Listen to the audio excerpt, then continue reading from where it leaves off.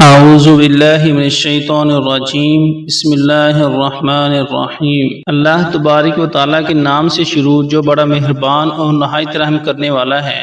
پوری دنیا پر حکومت کرنے والا ایک ایسا بدبخت بادشاہ جس کو اللہ تبارک و تعالیٰ نے ایک لنگڑے مچھر سے ہلاک کر ڈالا۔ دنیا کی تاریخ میں ایسے بہت سارے بدبخت بادشاہ اور فرعون گزرے ہیں جن کو ان کی دولت اور بادشاہت کے نشے نے مغرور بنا دیا اور وہ خود کو خدا کہلوانے لگے اور خدائی کا جھوٹا دعویٰ کر بیٹھے، اور پھر اللہ تبارک و تعالیٰ نے جو اس کائنات کا حقیقی مالک ہے اور جو وحدہ لا شریک ہے، اس نے ان جھوٹے خدائی کے دعوے داروں کو دنیا کے لیے عبرت کا نشان بنایا اور ان کو ایسی عبرتناک موت دی جس کا کوئی بھی تصور نہیں کر سکتا، اور ان جھوٹے خداؤں کو صفحہ ہستی سے مٹا دیا۔ پیارے دوستو، خدائی کا دعویٰ کرنے والے بدبختوں میں سے ایک نام نمرود کا بھی ہے۔ پیارے دوستو، نمرود شہر بابل کا حاکم تھا جس نے خدائی کا دعویٰ کیا تھا۔ اس کا نام نمرود بن کنعان بن کوس بن سام بن نوح تھا۔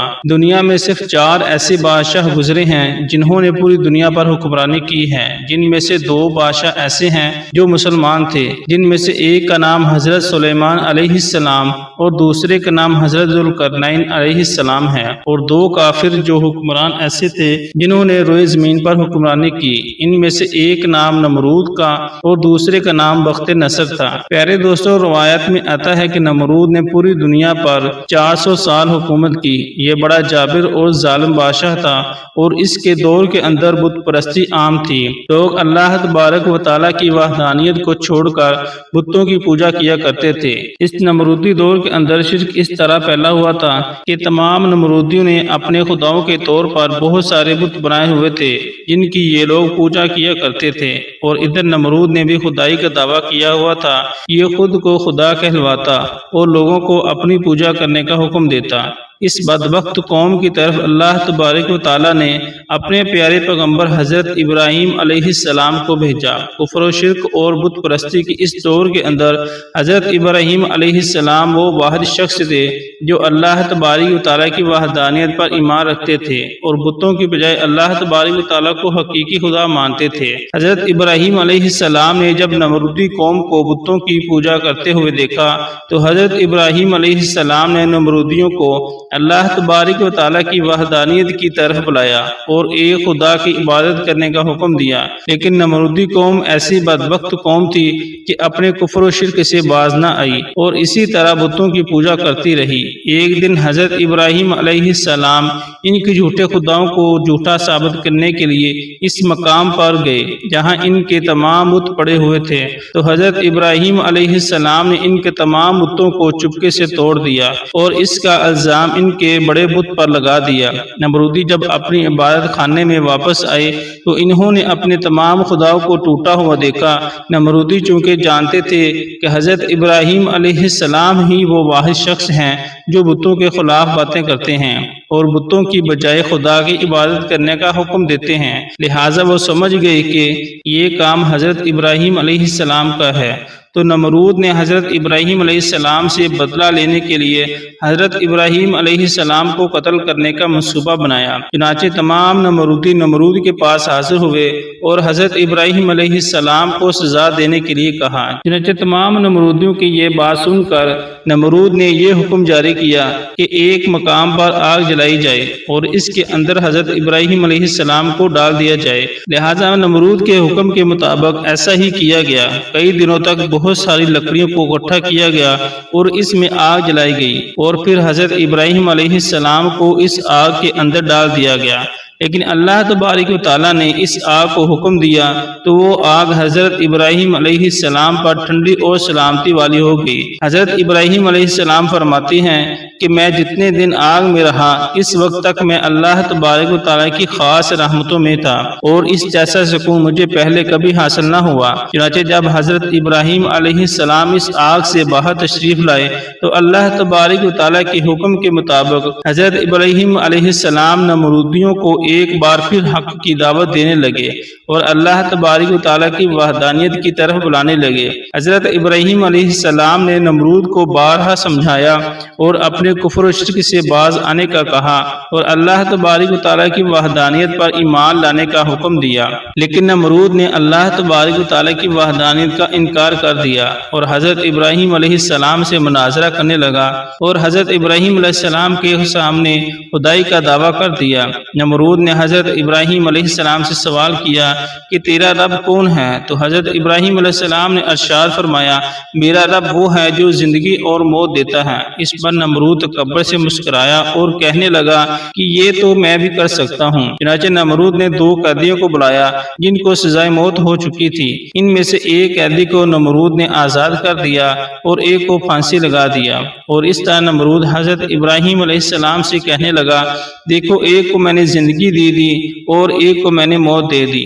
اس طرح نمرود حضرت ابراہیم علیہ السلام کے سامنے اپنی باطل دلیلیں پیش کرنے لگا اور یہ دعویٰ کرنے لگا کہ حقیقی خدا میں ہی ہوں، بتا تیرا خدا کون ہے؟ تو اس وقت حضرت ابراہیم علیہ السلام نے اس بدبخت نمرود کی عقل کے مطابق کہا کہ میرا رب وہ ہے جو سورج کو مشرق سے طلوع کرتا ہے اور مغرب میں غروب کرتا ہے۔